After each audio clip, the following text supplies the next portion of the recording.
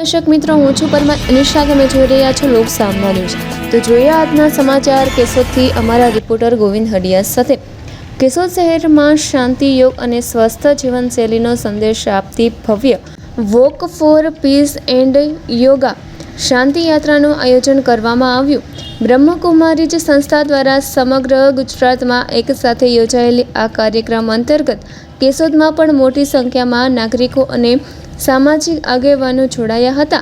નગરપાલિકા પ્રમુખના હસ્તે લીલી ઝંડી આપી શાંતિ યાત્રાને પ્રસ્થાન કરાવવામાં આવ્યું હતું. 4 ચોકથી શરૂ થયેલી આ યાત્રા શહેરના મુખ્ય માર્ગ પરથી પસાર થઈ નવદુર્ગા મંદિર નજીક આવેલા સ્વામી રામકૃષ્ણ વિવેકાનંદ પ્રાર્થના હોલ ખાતે પૂર્ણ થઈ હતી. યાત્રા દરમિયાન ઓમની ધ્વનિ, યોગા અભ્યાસ, ફિઝિકલ એક્ટિવિટીઝ અને પ્રેરણાદાયી ગીતો દ્વારા શાંતિ અને સકારાત્મક ઉર્જાનો સંદેશ ફેલાવવામાં આવ્યો હતો. વિવિધ સમાજોના આગેવાનો, સામાજિક સંસ્થાઓના પ્રતિનિધિઓ, યોગ બોર્ડના સભ્યો તેમજ મોટી સંખ્યામાં ભાઈઓ બહેનો ઉત્સાહપૂર્વક જોડાયા હતા.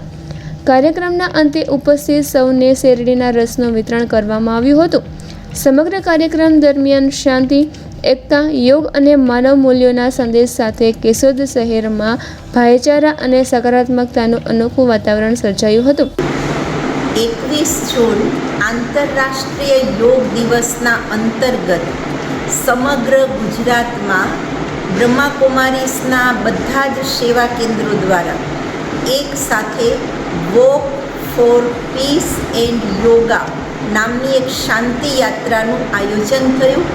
બધા જ સેવા કેન્દ્રો સવારે 7 થી 8 તમામ રાજયોગી ભાઈ બહેનો, અન્ય યોગ બોર્ડના સભ્યો સાથે આ રેલી કેશોદ સેવા કેન્દ્ર પર સવારે 7 થી 8 દરમિયાન શહેરના આગેવાનોની હાજરીમાં વિશેષ નગરપાલિકાના પ્રમુખે લીલી ઝંડી આપી અને આ કાર્યક્રમની શુભ શરૂઆત કરાવી.